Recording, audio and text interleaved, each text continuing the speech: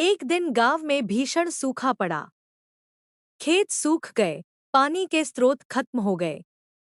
लोग हताश हो गए। पर गोविंद का विश्वास अडिग रहा। वह रोज मंदिर जाकर माँ से प्रार्थना करता, हे माँ, तूने सृष्टि बनाई, तू ही पालन करती है। अपने बच्चों को भूखा मत रख। कुछ तो उपाय बता। माता की पहली परीक्षा।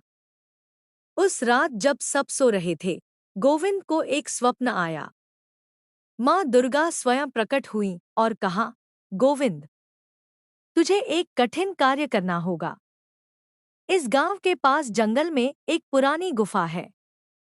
वहां जा और जो मिलेगा उसे लेकर आ। वो गांव की रक्षा करेगा। सुबह गोविंद आंखें खोलते ही चल पड़ा जंगल की ओर। लोगों ने उसे पागल कहा, अरे गोविंद, भूख से सब मर रहे हैं, तू गुफा में क्या खोजेगा? पर गोविंद को किसी की परवाह नहीं थी।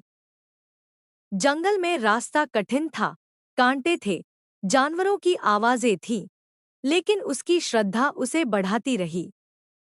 2 दिन भटकने के बाद वह एक रहस्यमय गुफा के पास पहुंचा। वहां उसे एक शिला दिखाई दी, जिस पर मां दुर्गा की आकृति उकेरी हुई थी। जैसे ही गोविंद ने शिला को छुआ, जमीन कांपने लगी और गुफा का द्वार खुल गया। अंदर अंधेरा था, पर भीतर मां का नाम लेते ही दीपक जल उठे। वहां एक प्राचीन शक्तिमणि रखी थी, एक दिव्य रत्न जो ऊर्जा और वर्षा ला सकता था। गांव में संकट। इधर गांव में लोग गोविंद को मरा समझने लगे थे। चौथा दिन बीत चुका था। तभी गोविंद लौटा, थका हुआ, कमजोर, लेकिन उसकी आंखों में तेज था। उसने मंदिर में शक्तिमणि रखी और माता से प्रार्थना की, हे माँ, अब सब कुछ आपके हवाले है। उस रात जब सब सो रहे थे, गांव में पहली बार महीनों बाद बारिश हुई। सुबह खेतों में हरियाली दिखी, कुएं पानी से भर गए। गांव वाले दौड़ते हुए मंदिर आए और गोविंद के चरणों में गिर गए।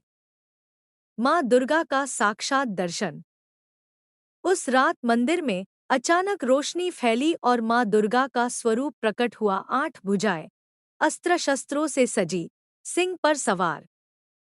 मां ने कहा, हे गोविंद, तूने बिना प्रश्न किए मेरी बात मानी।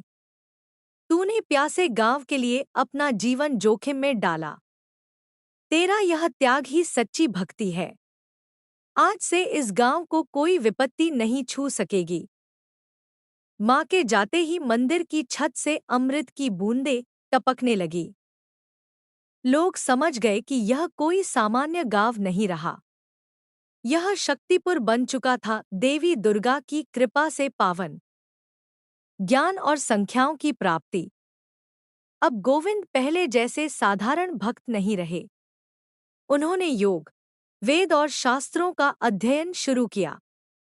मां ने उन्हें ज्ञान की दृष्टि दी। वह गांव के बच्चों को पढ़ाने लगे, धर्म, भक्ति, नीति और गणित भी।